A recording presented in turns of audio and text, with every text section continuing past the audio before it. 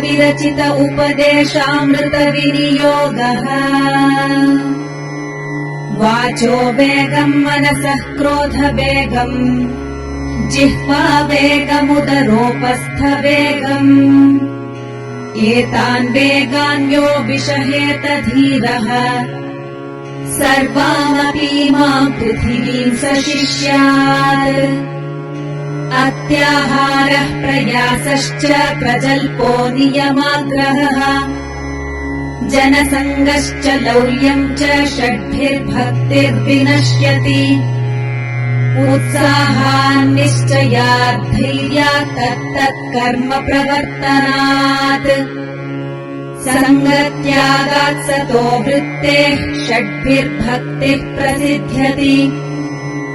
ददाति प्रतिगृह्णाति गुह्यमाख्याति पृच्छति भुङ्क्ते भोजयते चैव षड्विधम् प्रीतिलक्षणम्।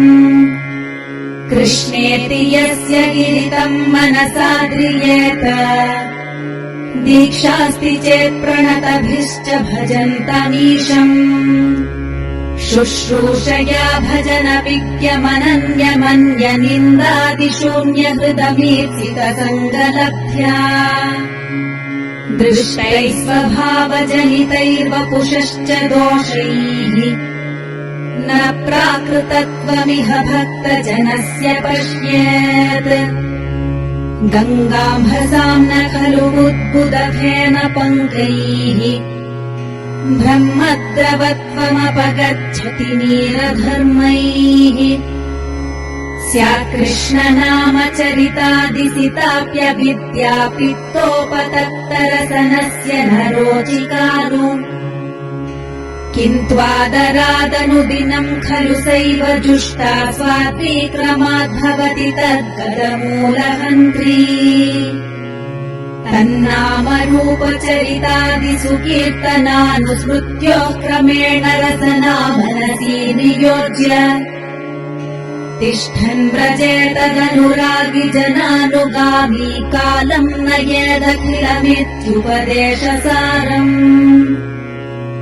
वैकुण्ठाज्जनितो वरा मधुपुरी तत्रापि रासोत्सवाद् वृन्दारण्यमुदारपाणिरमण तत्रापि गोवर्धन राधाकुण्डमिहापि गोकुलपतेः प्रेमामृताप्लावनात् कुर्यादस्य विराजतो गिरितटे सेवामिलेकीनक।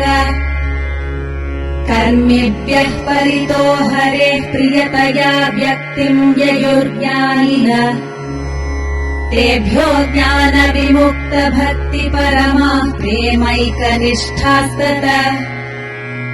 तेभ्यस्ताः पशुपालपङ्कजदृशस्ताभ्योऽपि साराधिका प्रेष्ठा तद्वदीयम् तदीयसरसी ताम् नाश्रये कः कृती। कृष्णस्योच्चैः प्रणयवसतिः प्रेयसीभ्योऽपि राधा कुण्डम् चास्या मुनिभिरभितस्तादृगेव व्यधायि। यत्प्रेष्ठैरप्यलमसुलभम् किम् पुनर्भक्तिभाजाम् तत्प्रेमेदम् सकृदपि सरस्नातुराविष्करोति। हरे कृष्ण कृष्ण कृष्ण हरे हरे हरे राम राम राम हरे हरे।